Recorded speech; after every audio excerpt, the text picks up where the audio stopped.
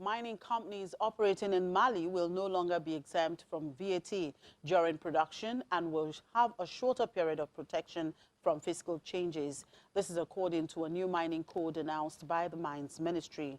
The new code seeks to redress the shortcomings of a 2012 law by bringing a substantial increase in the contribution of the mining sector to the economy. But it contains some clauses that international mining companies have strongly opposed elsewhere in Africa, most notably in the Democratic Republic of Congo, where companies have been at loggerheads with government.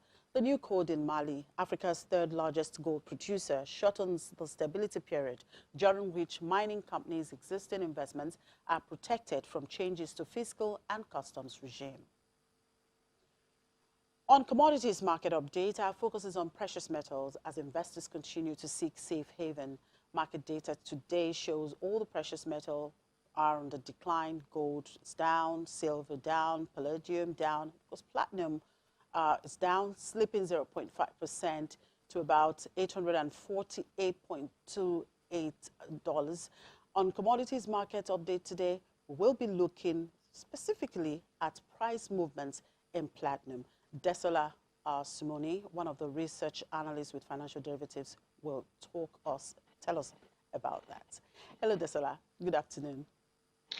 Hi, Chimeze. Thank you for having me. Right, there is an inverse relationship between the price of precious metals and the value of the US dollar in the forex markets. Can you explain why the price of platinum has declined by about 4% at a time when the US dollar has been flat? Thank you for your question, Chimeze. Platinum, in addition, usually platinum, tracks movements, price movements in gold prices. So, in addition to being a precious metal, platinum also has significant industrial uses, especially in the automotive sector to, reduce harmful emissions from diesel-fired cars.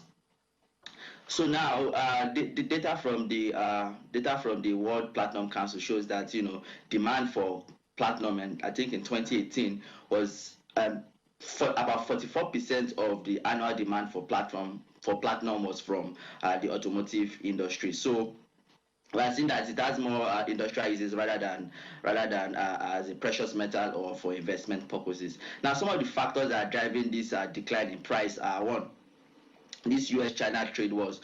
China is one of the largest importers of platinum, and the slowing Chinese economy is also affecting the demand for platinum, which is causing the market to be a little bit oversupplied. Also, we are seeing an increased supply from North America, and there are some analysts forecast that the platinum market is projected to be oversupplied by about 200,000 ounces in 2019 and about 300,000 ounces in 2020. And one more, because of the Volkswagen scandal of, I think, late 2014, where the underreported emissions from diesel-fired engines, we've seen like a slowing down in sales of diesel-fired cars in Europe, and this is also this is slowing down the demand for platinum in Europe. So these factors put together are why we are seeing the price of platform lower. Okay. Now, South African economy is back in recession and is facing major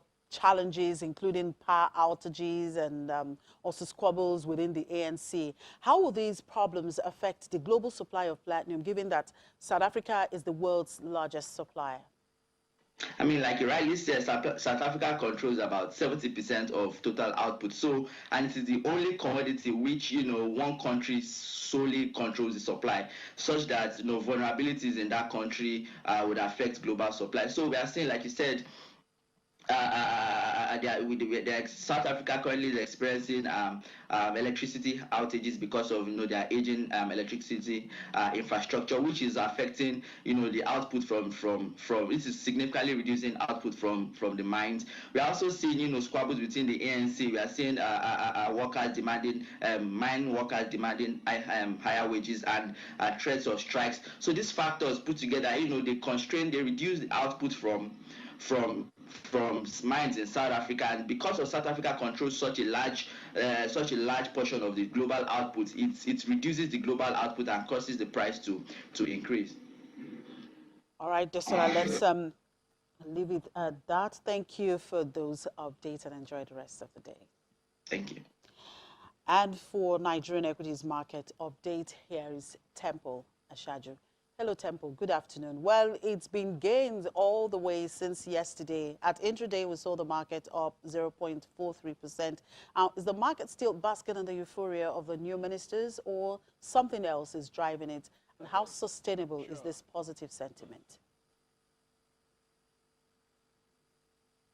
A lot of things are responsible for the gains we're seeing in the market, but mainly because, yes, at least we now know who the Minister of Finance is. We now know who the Minister of Budget and Planning is, even though we know that that's two portfolio being tied together. We know who's in charge of power. You know what stocks to buy in relation to works and housing and all of that. When it comes to consumer goods, you know what to do as well.